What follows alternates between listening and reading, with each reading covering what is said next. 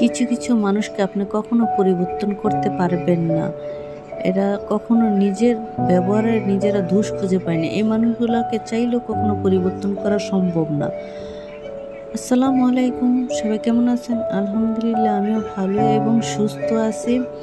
বরাবরের মতন আরেকটা ভিডিও নিয়ে হাজির হলাম, সবার সাথে শেয়ার করব বলে।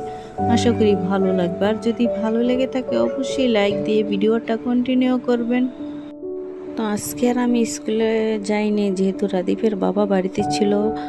উনি ওকে স্কুলে নিয়ে গেছে, তো আসার সময় সে কিছু বাজার নিয়ে আসলো, কিছু ফল নিয়ে আসলো। আর এই যে যে হালুয়াগুলো দেখতেছেন সেগুলো সে নিয়ে আসছে, একদম বাজে ছিল, খাওয়াই যায় না। আসলে কি, পুরুষদের থেকে মহিলা যদি একটু হিসাবই না হয় তাহলে সংসার টিকানোটা খুব কঠিন হয়ে যায়। তো এই যে যে হালুয়াগুলো নিয়ে আসছে এগুলো একদম বাজে ছিল, আমরা খেতেই পারিনি। আমরা মানুষ ছিলাম 6 জন, 8টা হালুয়া নিয়ে আসছে। হালুয়াগুলা পার পিস 50 টাকা করে নিয়েছিল, একদম টাকাগুলো আমার জলে চলে গেল। তো এটা নিয়ে আমি একটু রাগারাগি করলাম ওনার সাথে।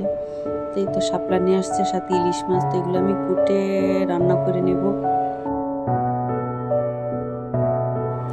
কিছু কিছু মানুষকে আপনি চাইলেও কখনো পরিবর্তন করতে পারবেন না, কারণ তারা তাদের ব্যবহারে কখনো দোষ খুঁজে পায় না, কিন্তু তারা ঠিকই অন্যের দোষগুলো খুঁজার জন্য অস্থির হয়ে যায়।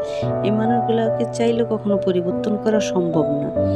তো এই তো দুপুরে রান্নাটা করে আমি সন্ধ্যার পরে একটু ডাক্তারের কাছে চলে যাব, যেহেতু আজকে রাদীপের বাবা বাসায় আছে। সে বলতেছে চলো আজকে আমি তোমাকে ডাক্তারের কাছে নিয়ে যাব। তো এই দুপুরে শাপলা দিয়ে ইলিশ মাছ রান্না করব, সাথে পেঁপে ভাজি আর ডাল রান্না করব। তো ডালটার আমি রান্নাটা দেখাই নাই, তো পেঁপে ভাজি আর শাপলা দিয়ে ইলিশ মাছ সেটাই আমি ভিডিও করলাম, আর ওটা আমার ভিডিও করা হয়নি। তো আমি শাপলা দিয়ে যে ইলিশ মাছ রান্না করবো, আমি ইলিশ মাছটা কষিয়ে রান্না করব। তো আমি অন্য অন্য মাছ ভেজে খাই, যেহেতু ইলিশ মাছটা খুব তাজা ছিল তাই আমি একটু কষিয়ে রান্না করব। তো আমি হলুদ মরিচ দিয়ে তারপর মশলাটাকে কষিয়ে মাছটাকে দিয়ে দেবো। আর আমি শাপলাটাকে আগেই সিদ্ধ করে পানি ফেলে দিয়েছি।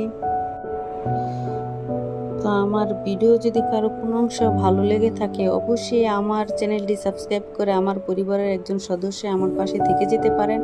আর যারা আমার পেজটি নতুন ভিজিট করছেন অবশ্যই আমার চ্যানেলটি সাবস্ক্রাইব করে নেবেন।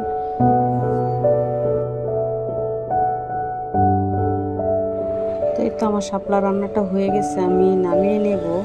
তো এই তো দুপুরে সবাইকে খেতে দিয়ে দেব। তো আমি কিন্তু রান্না বসিয়ে অন্য কাজগুলো আমি সেরে ফেলেছি।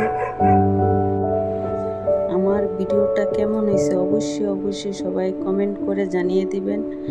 আর যদি ভালো লেগে থাকে অবশ্যই একটা লাইক দিয়ে যাবেন। লাইক দিতে কিন্তু কোনো আপু এবং ভাইয়ারা ভুলবেন না।